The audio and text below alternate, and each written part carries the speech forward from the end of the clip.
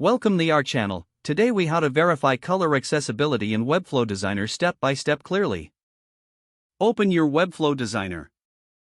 Select the element whose color accessibility you want to verify.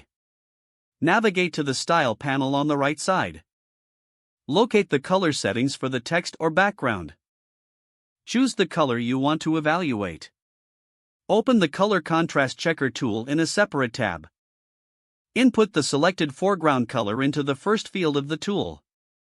Next, input the background color into the second field. Observe the contrast ratio displayed by the tool. Ensure the contrast ratio meets the recommended standards. A ratio of 4.5 to 1 is ideal for normal text. A ratio of 3 to 1 is sufficient for large text. If the colors do not meet the standards, return to Webflow. Adjust the colors to improve contrast as needed. Recheck the new color combination in the Color Contrast Checker. Repeat this process until you achieve an accessible color palette. Consider using a color palette generator for more options. Once satisfied, apply the final color selections in Webflow. Preview your design to see how it looks visually.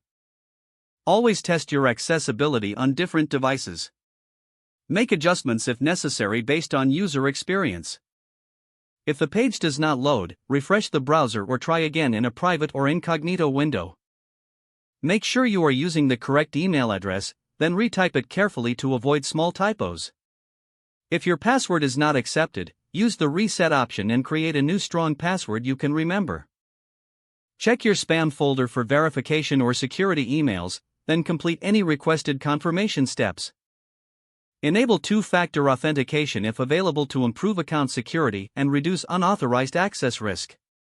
After signing in, review your profile details so your contact information and settings are accurate and current. If you see an error message, note it down and try again after restarting your device and internet connection. Don't forget to like this video and subscribe to our channel for more step-by-step tech guides.